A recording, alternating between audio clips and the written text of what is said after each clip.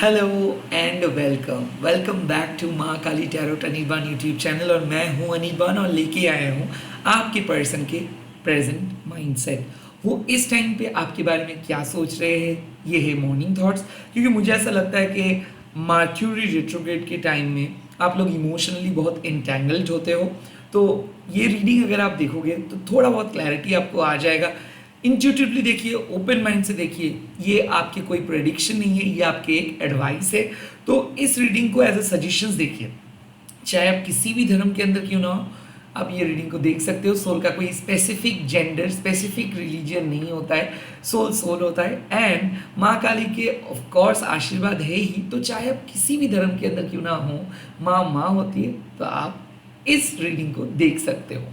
Let's get started. और मैं private reading वगैरह नहीं करता हूँ, ना ही मैं आपको कॉल और मैसेज करूँगा। तो फेक एंड स्कैम प्रोफाइल से बचिए। इस टाइम पे आपके पर्सन के माइंड में क्या चल रहा है, उनके मन में आपको लेकर क्या थॉट्स है। Let's see. पहला कार्ड आ गया है 9 ऑफ शॉर्ट्स। ओके,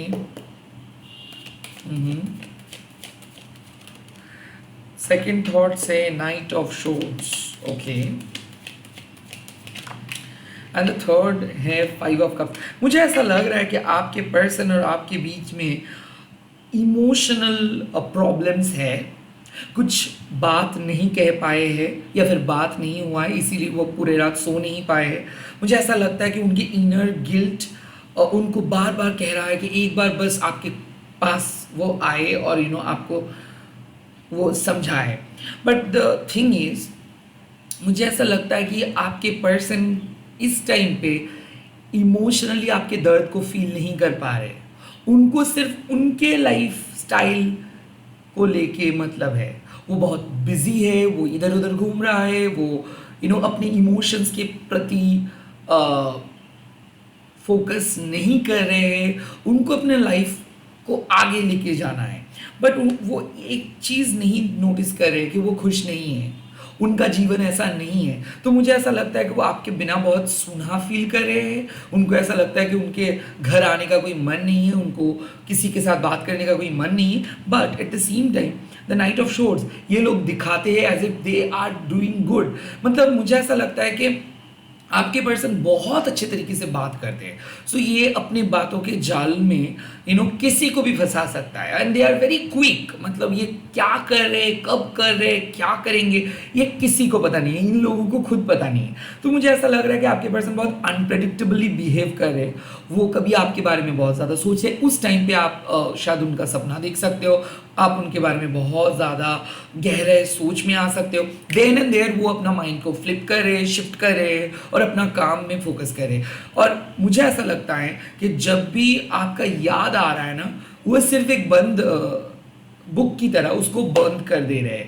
तो मुझे ऐसा लग रहा है कि वो एक बार भी अपने पास्ट मेमोरीज के बारे में नहीं सोचना चाह रहे हैं। और वो इस टाइम पे अपने पास्ट को, अपने लव लाइफ को, अपने लाइफ के प्रॉब्लम को वो काइंड ऑफ नज़रअंदाज कर रहे हैं। दोनों के अंदर एक डिसअपॉइंटमेंट है, क्योंकि कहीं ना कहीं वो हर्ट हुए हैं और वो उनका यादें अभी भी ताज़ा है और वो बार बार वही चीज़ उनके दिमाग में घूम रहा है कि एक ऐसे इंसिडेंट हुआ जहाँ पे शायद आपने उसको कुछ बोले हो, और एक ऐसे इंसिडेंट हुआ जहाँ पे उनको आपको छोड़ना पड़ा या फिर वो आपको कुछ बोले। कहीं ना कहीं वो बहुत सैड है, वो खुश नहीं है, वो डिसअपॉइंटेड है। और वो डिसअपॉइंटेड इसीलिए है क्योंकि उनके लाइफ में वो जो चाह रहे थे कि उनको वो चीज़ मिले, शायद वो चीज़ उसको नहीं मिला है, या फिर वो जिस तरीके से इस रिलेशनशिप को लेके आगे बढ़ना चाहते थे वो शायद इस टाइम पे उसको नहीं दिख रहा है। बट कहीं ना कहीं मुझे ऐसा लग रहा है कि वो बहुत आलसी है। उनको हमेशा वही चीज़ चाहिए जो उनको इस टाइम पे अवेलेबल नहीं है। तो मुझे ऐसा लगता है ना, कुछ लोगों को आप कितना भी समझाओ वो अपने बात को लेके ही अड़े रहेंगे। सो ये एक क्राई बेबी होके बैठे हैं, ये नेगेटिव होके बैठे हैं। इनको आप जितना भी पॉजिटिव बोलेंगे वो इन सब चीज़ों को विश्वास नहीं करेंगे। तो कहीं ना कहीं मुझे ऐसा लगता है कि वो एक मेलोड्रामेटिक बन रहे हैं, वो सेंटिमेंटल बन रहे हैं। बार बार पास्ट के करीब चले जाना, बार बार पास्ट के इश्यूज़ को लेके आना और बार बार पास्ट को इश्यूज़ को लेके प्रॉब्लम क्रिएट करना।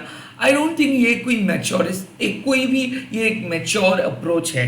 सो थोड़ा बहुत cry baby emotional sentimental approach उनका है. इस पर्सन के साथ अगर आप कांटेक्ट करोगे भी या फिर बात करने की कोशिश करोगे भी, ये जैसे जैसे करके आपको विक्टिम बनाएंगे. इनके मेन दिल में क्या चल रहा है कि आपकी वजह से इनके लाइफ सही नहीं गया है और आप ही वो मेन कॉज. अगर आप इनको कुछ समझाने के लिए भी जाएंगे तो कहीं ना कहीं वो आपको ही ब्लेम करेंगे, दोषी ठहराएंगे और आपको ऐसा लगेगा कि मेरे बोलना ही बेकार है.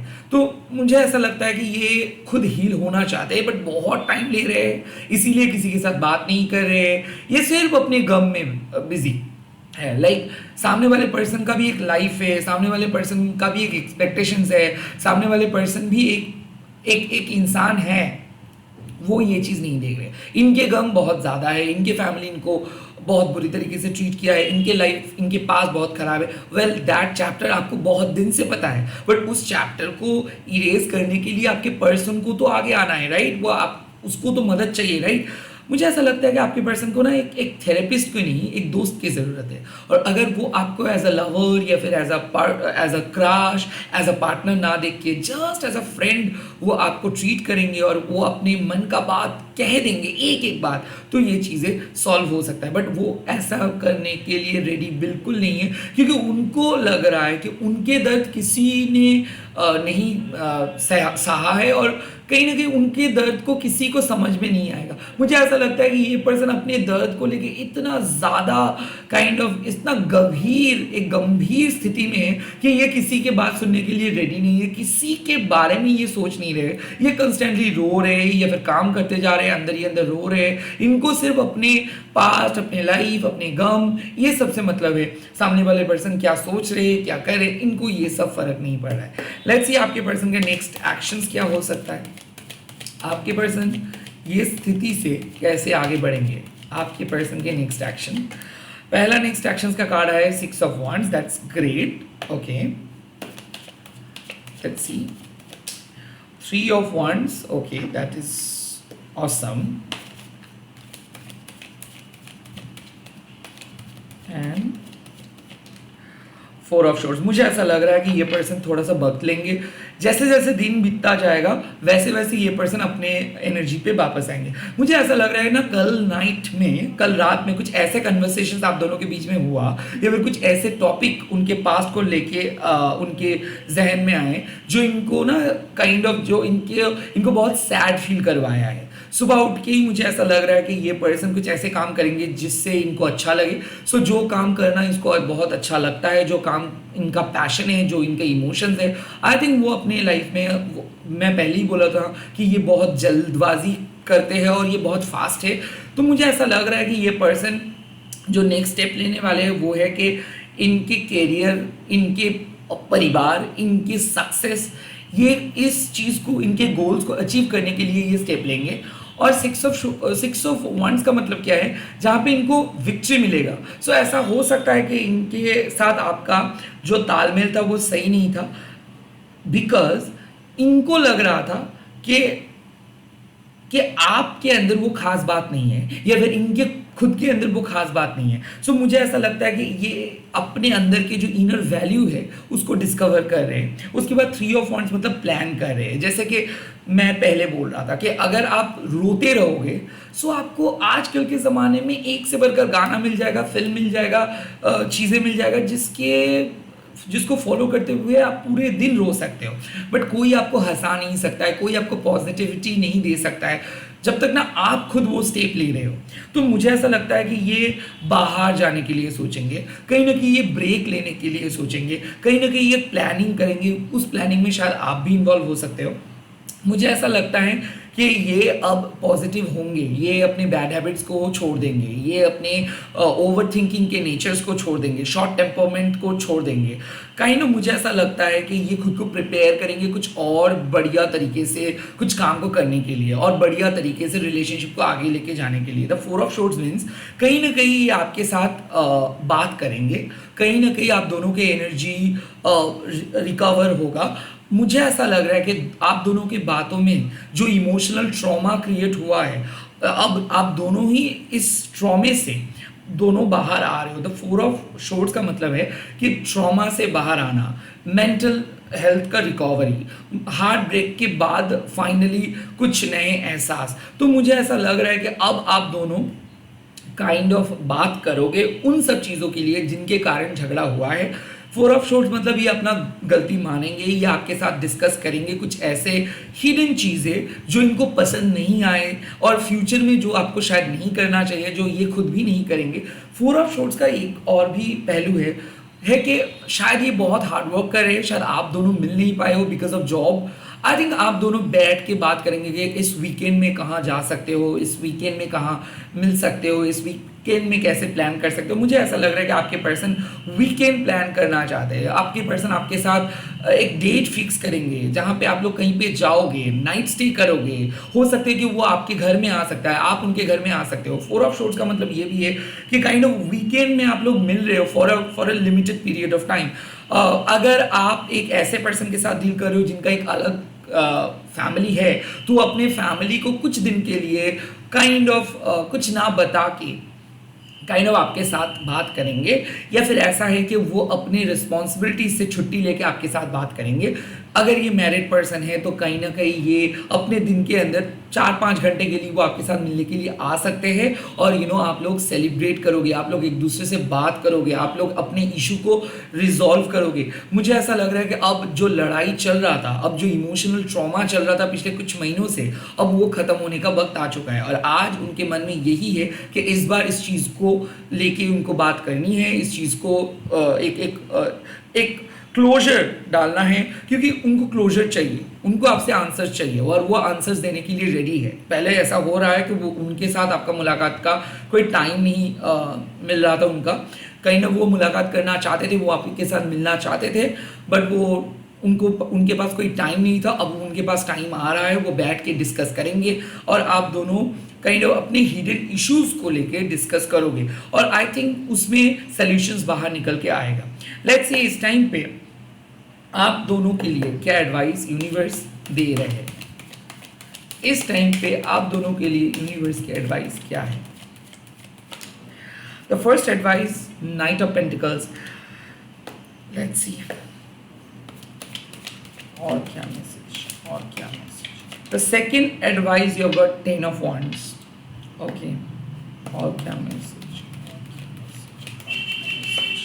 The third advice is the full. इसका साफ मतलब है कि चाहे आपके लाइफ कितना भी मोनोटोनस क्यों ना लगे, चाहे ये रिलेशनशिप कितना भी स्लो क्यों ना चले, चाहे ये रिलेशनशिप कितना भी बैकडेटेड ओल्ड स्कूल क्यों ना लगे, कहीं ना कहीं वक्त इस समय में आपको सुनना है कि आप अपने गोल को अचीव कर सकते हो। आप इस रिलेशनशिप को फाइनली एक अच्छा जगह पे लेके जा सकते हो।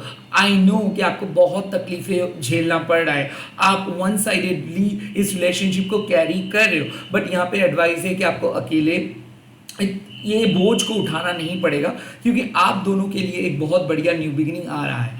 मुझे ऐसा लग रहा है कि आप और आपके पर्सन दोनों मिल के अब डिसाइड करेंगे कि किस तरीके से आप दोनों को आगे बढ़ना है, किस तरीके से आप दोनों को एक साथ चलना है।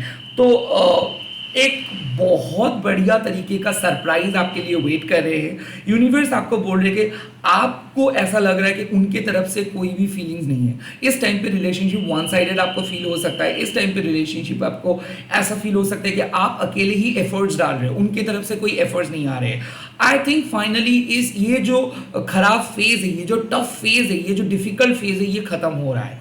10 ऑफ wands का मतलब है कि आप बहुत करीब हो रिकन्सिलिएशंस के, आप बहुत करीब हो एक दूसरे को जानने के लिए, आप बहुत करीब हो एक दूसरे के साथ मीट करने के लिए, आप बहुत करीब हो एक दूसरे के दर्द को समझने के लिए। इस टाइम पे प्लीज गिव अप मत करो। एंड द फुल मीन्स कि आप लोगों के लिए एक बहुत बढ़िया सरप्राइज वेट कर रहे हैं। आप दोनों अनएक्सपेक्टेडली मिलोगे, अनएक्सपेक्टेडली बातें हो जाएगा, अनएक्सपेक्टेडली चीजें आगे बढ़ेगा। तो इसके लिए आप लाइफ के दरवाजे को बंद मत करो, रैदर लाइफ के सरप्राइजेस को एक्सेप्ट करो। मुझे ऐसा लग रहा है कि जो इनर इंट्यूशंस आ रहे हैं वो है कि आपको ऐसा लग रहा है कि ये रिलेशनशिप कहीं पे भी नहीं जाएंगे। कहीं आप ये रीडिंग देख रहे हो विद फ्रस्ट्रेशन, बट आप गलत हो। अनएक्सपेक्टेडली आपके पर्सन के मन में भी एक फीलिंग्स ग्रो करे, वो आपको इस तरीके से अकेला इस जर्नी में नहीं छोड़ सकते हैं। हो सकता है आप लोग डिवाइन ट्विन फ्लेम हो सकता है आप लोग सोलमेट हो सकता है कि आप दोनों मैरिड पर्सन हो सकते हैं दोनों सिंगल हो, जो भी है। द स्टेटस इज कि आपके जो दर्द, इस दर्द को आपके पर्सन समझ नहीं रहे थे, इसीलिए वो आपको अकेले छोड़ के चले गए थे, या फिर आपको काइंड ऑफ सबोटैच किए थे, या फिर आपको समझे ही नहीं थे, या फिर वो आपको कंप्लीटली बात करना बंद कर दिए थे। अब वो आपके दर्द को समझेंगे। यूनिवर्स आपको बोल रहे हैं कि प्लीज आप समझो कि आप बहुत करीब हो, आपका एक टफ साइकिल खत्म हो रहा है, ये आप सही पथ पे हो, रिलेशनशिप सही तरीके से आगे बढ़ेगा। इस टाइम पे सरेंडर करो और न्यू बिगिनिंग के लिए वेट करो। हाँ, जो भी अपॉर्चुनिटी आ रहा है उस पर सस्पिशियस मत बनो, रैदर आप समझो कि यूनिवर्स आपको एक बढ़िया सा चांस दे रहे हैं आगे बढ़ने के लिए। तो सेकेंड चांस आप लोगों के लिए आ रहा है और वो सेकेंड चांस बहुत बेहतरीन होने वाला है। मुझे ऐसा लगता है कि आज सुबह से एक पॉजिटिव साइकिल स्टार्ट हो रहा है एंड ऑफ कोर्स एक नेगेटिव साइकिल खत्म हो रहा है, और यूनिवर्स आपको यही सलाह दे रहा है कि प्लीज पॉजिटिविटी को अपने अंदर, उस पॉजिटिव वाइब्रेशंस को अपने अंदर कैरी करना है और आपको आगे बढ़ते जाना है। लाइक जैसे कि एक छलांग लगाना है, छलांग लगाने के टाइम पे आपको यकीन है कि हाँ आप एक एक जगह से दूसरी जगह पे ज़रूर पहुंच जाओगे। सो आई थिंक वो छलांग लगाइए। ऑफ कोर्स यूनिवर्स आपको मदद करेंगे आपके जर्नी को बेहतरीन जगह पे पहुंचाने के लिए। मुझे ये भी लग रहा है कि आप अपने पास्ट इश्यूज को सामने लेके मत आओ। पास्ट में शायद बहुत बुरा चीज़ हुआ था, पास्ट इश्यूज शायद आपको हॉन्ट कर रहे, इसके कारण शायद मैनिफेस्टेशन बहुत स्लो हो रहा है। प्लीज़ आप अपने पास्ट को लेट गो करो। जो नए पर्सन है उसके साथ भी आगे बढ़ सकते हो, और रिलेशनशिप पे जो नए फेज आ रहे हैं उसको एक्सेप्ट करके भी आगे बढ़ सकते हो। कहीं ना कहीं पास्ट के trauma, family pattern, family problems, या फिर आपके काम का प्रेशर रिलेशनशिप के ऊपर मत लेके आओ।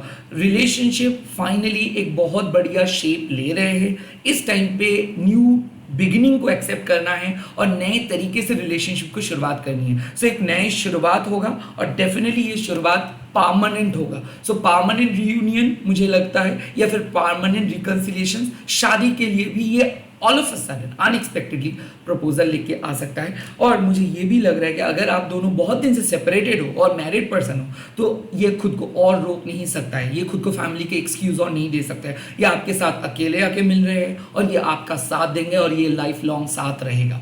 ऑल द वेरी बेस्ट, जय मां काली। अगर ये वीडियो अच्छा लगा है तो प्लीज़ लाइक कर दीजिएगा एंड कमेंट सेक्शंस पे लिख दीजिएगा डिवाइन रीयूनियन। एंड इस वीडियो को आप लोग बहुत अच्छे तरीके से देखिए, ऐसे ही सपोर्ट करते रहिए, प्यार करते रहिए, and please do subscribe my channel. Bye bye, take care, जय मां काली।